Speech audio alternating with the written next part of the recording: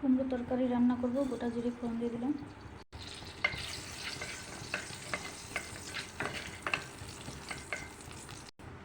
হলুদ আর জিরে গুঁড়ো দিয়ে দিচ্ছি, কাঁচা লঙ্কা দিয়ে দিলাম,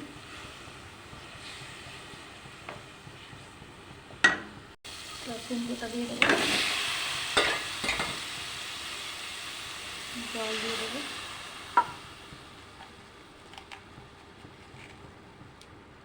নুন দিয়ে দিলাম, ভাজা ল্যাটা মাছ দিয়ে দিলাম,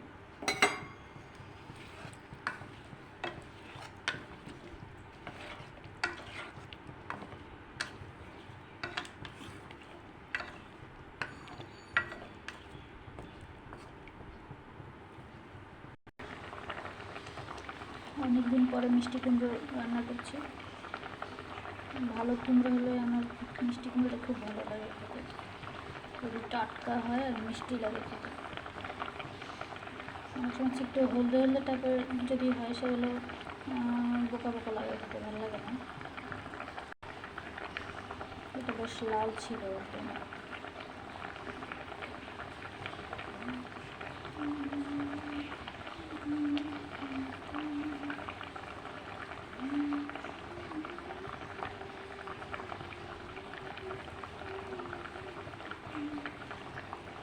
এর সাথে যদি একটু ডাটা হতো, কাটোয়া ডাটা বা সুরের শাক, ভালো লাগতো আরও। ধনে পাতা আনতে মনে নেই, ধনে পাতা কিছু দেওয়া যেতে পারে।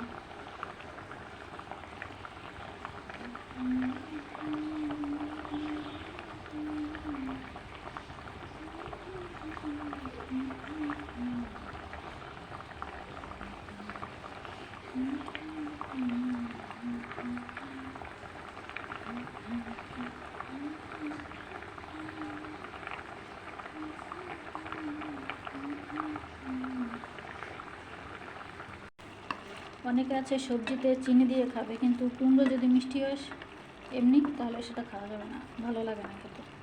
এর মধ্যে চিংড়ির পা দিলে না আরও ভালো লাগে খেতে, যে মোটা মোটা পাগুলো পাওয়া যায়। হয়ে গেছে তরকারি, নামিয়ে নেব।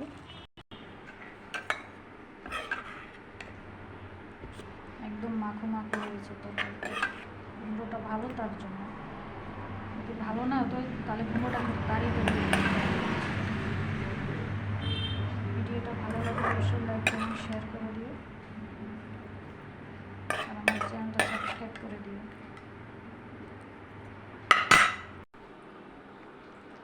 রেডি কুমড়োর তরকারি।